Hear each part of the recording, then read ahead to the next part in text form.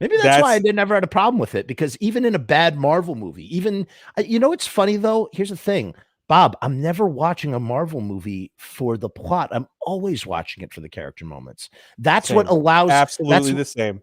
Dude, I watch movies for character moments, not for plot. Usually, that's how I watch. Generally, that's why I come back to stuff. Usually, that's why I love it.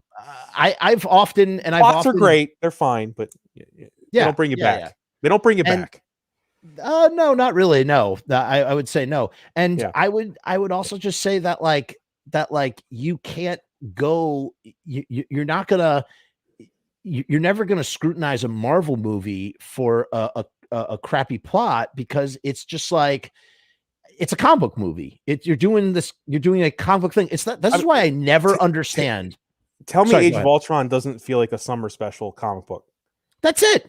It's like mess, but those were messes. Honestly. Yeah, those were always. But that's what I'm saying. But who cares what the plot? It's the same thing like this. And this is a whole nother show that I cannot get into right now. But I am an ardent defender of Batman Forever and Batman and Robin. Okay, I've always been. You know why? Since the 90s, I've never had a problem with these films. I don't know what age. What's the age difference here? I don't know. Do you even talk about? I'm 35. Oh, I'm older than you. Okay, I'm 38. I didn't know that. Okay, there you go. I thought we were a little closer, but 3 years. That's not bad.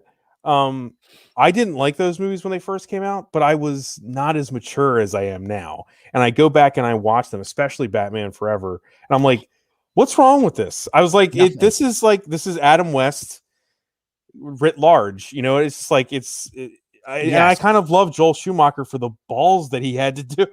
Yeah, dude. Joel Schumacher is a genius, and what he does with those movies. I love his films, man. It's funny. People, I'm shocked that you actually consider the Batman Forever to be Adam West. When I think of Batman and Robin, I go, why do you hate this movie? It is literally a 90s adaptation of Batman 66. They were literally in the 90s. All they were doing was remaking things from the 60s. They did it with the Brady Bunch. They were just doing this constantly. I love what's the problem with doing Batman? Like, they did Batman like that. I think it's contextual. I think at that point, you might have wanted that, but I don't think people wanted that.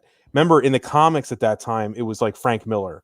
And then you had the juxtaposition of Frank Miller versus this. You know what I mean? But at the same time, when at that time, I didn't think of it as an adaptation of Batman 66, but I still enjoyed it. But as I got older, I just always I'm a big Batman comic book reader. I read from Nightfall in 1991, I think, all the way up to Batman R.I.P. in 2009. Look, man, we're yin and yang. I'm a Superman guy, so we're yin. Are you really? Here. I'm a huge Superman guy. Here. Superman's like my favorite superhero. Oh, I know. Dude, we have to have this conversation some other time. That's a great talk about WandaVision. Yeah. Anyway, back to WandaVision for a minute. Let me finish my one point about Batman. Go ahead. Sorry. My point is that people are complaining about Batman Forever and Batman and Robin, because this ties into what I'm saying about the Marvel movies. I guess I just have nothing negative or really to say about the Marvel movies, because they're just great. They fucking work so well.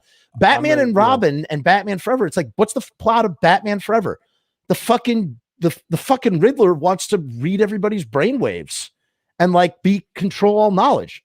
Oh, wow, that sounds exactly like the Batman comic book. What's the problem? And in Batman and Robin, Mr. Freeze wants to freeze the earth. Poison Ivy wants to have a garden.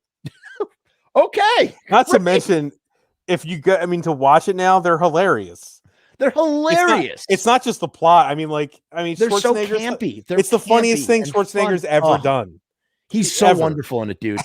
They both are, man. It is phenomenal filmmaking. And the other thing too, just from a standpoint of from a filmmaking perspective, the openings of Batman Forever and Batman and Robin are so action-packed, edge of your seat, glue your eyes to the screen, action, balls to the wall action. How could you hate on Joel Schumacher? No, Schumacher is the best. He got hit. Those movies ruined his name for some reason, but the man was always an awesome filmmaker. Lost Boys. Yeah. But what I was going to say, can I recommend another YouTube channel real quick that you should watch? Please. I don't know if you've heard of him, but Patrick Willems. Have you heard of Patrick Willems? Did he do a thing defending Batman Forever? He made a video defending Joel Schumacher's Batman. Yes, I saw those videos, and I thought, and he was talking about the what essentially, and I totally 100% agree with what he's saying. Yeah. He essentially was just saying, like they were casualties to just homophobia and the idea of like.